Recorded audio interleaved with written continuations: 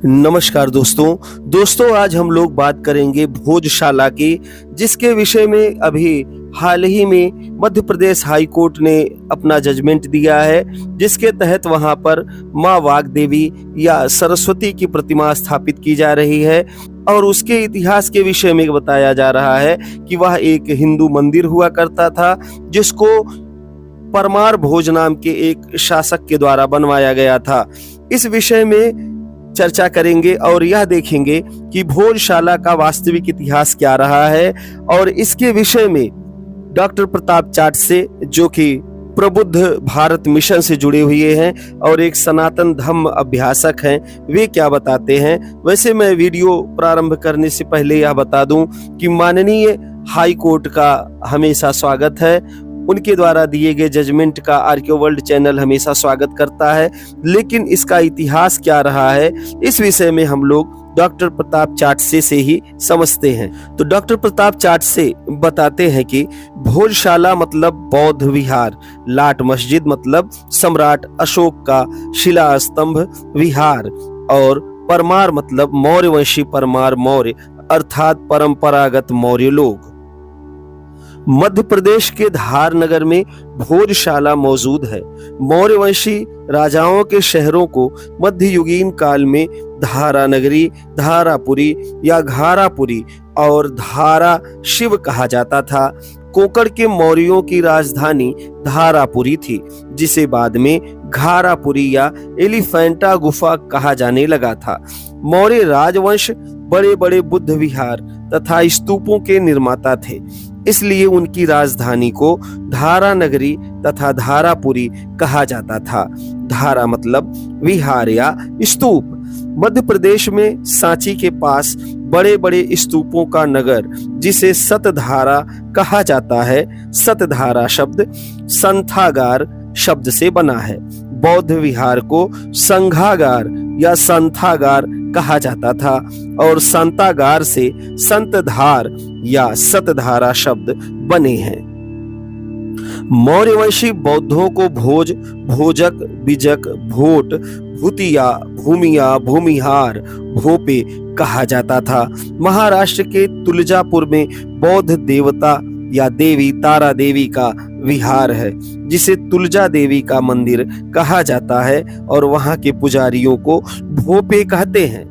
भोपे लोगों का मुख्य नगर भोपाल है। राजस्थान में सम्राट अशोक मौर्य के बौद्ध केंद्र को बीजक की पहाड़ी कहा जाता है और इसे विराट नगर भी कहते हैं। यहाँ पर अशोक का शिलालेख भी मौजूद है।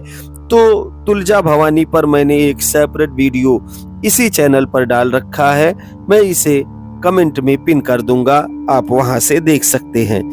मध्य प्रदेश की धारा नगरी वर्तमान धार असल में मौर्य वंशी राजाओं की धम्म नगरी थी, जहां उनके बड़े बड़े विहार मौजूद थे। विहारों को संथागार, आगार या घर, घार कहा जाता था और विहारों की नगरी को घारा नगरी कहते थे। परमार शासक मौर्यवंशी होने के कारण धारा नगरी उनका मुख्य केंद्र थे, इसलिए परमार राजा भोज ने धारा नगरी को अपनी राजधानी बनाया था।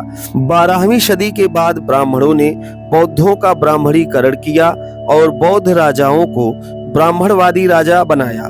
बौद्ध राजाओं के ब्राह्मणीकरण के लिए यज्ञ किए गए और बौद्ध राजाओं को अग्निकुलीन राजा घोषित किया गया। मौर्यवंशी परमारों का भी ब्राह्मणीकरण किया गया और उनके प्राचीन बौद्ध विहारों को ब्राह्मणों ने मंदिरों में तब्दील कर दिया। ऐसा सनातन धर्म अभ्यासक डॉक्टर प्रताप चाट से कहते हैं। वे आगे कहते हैं, वर्तमान भोजशाला और उसके बाजू की मस्जिद असल में दोनों प्राचीन बौद्ध विहार हैं। तो उनका दावा है कि जो भोजशाला है और उसके बगल में जो एक मस्जिद है, वो वास्तव में एक बौद्ध विहार है। मथुरा की तरह धार में भी ब्राह्मण और मुसलमानों ने प्राचीन बौद्ध विहार पर कब्जा कर उसे आपस में आधा आधा बांट लिया और विहार के एक हिस्से को मंदिर तथा दूसरे हिस्से को मस्जिद बनाया गया। मथुरा का विश्वेश्वरनाथ मंदिर और ज्ञानवापी मस्जिद, यह दोनों एक ही विशालकाय बौद्ध विहार पर खड़े हैं। इस विशालकाय विहार को सम्राट अशोक का आनंद विहार माना गया है। मध्य प्रदेश के धार में सम्राट अशोक ने 2 बड़े बौद्ध स्तूप तथा विहार बनवाए थे और उनके सामने एक शिला स्तंभ अर्थात लाट खड़े किए थे। अशोक का इतिहास भुलाने के बाद मध्ययुगीन काल में उन लाटों को लोग तेलन की लाट कहने लगे। तेली लोग प्राचीन बौद्ध लोग हैं और बिहार के तेलिया बुद्ध मूर्ति का निर्माण तेली बौद्ध राजाओं ने ही किया था। धार के दोनों विहारों और लाटों पर गंगू नामक एक तेली बौद्ध महिला का कब्जा था, इसीलिए उन्हें गंगू तेलन की लाट कहा जाता था। परमार राजा भोज ने उनमें एक बौद्ध विहार का विस्तार किया, जिससे उस विहार को भोजशाला कहा जाने लगा। राजा भोज ने गंगू तेलन नामक बौद्ध महिला के प्राचीन बौद्ध विहार को विशालकाय महाविहार में तब्दील कर दिया था।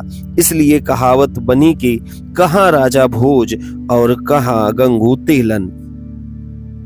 मध्य प्रदेश के धार में भोजशाला और मस्जिद के सामने सम्राट अशोक का एक शिला स्तंभ मौजूद है।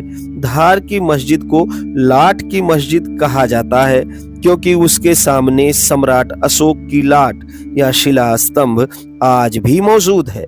इस मस्जिद को बिना आधार की मस्जिद भी कहते हैं, क्योंकि सन 1405 में मुसलमान शासक दिलावर खान ने प्राचीन बौद्ध विहार में थोड़ा बदलाव कर विहार के ऊपर यह मस्जिद बनवाई थी।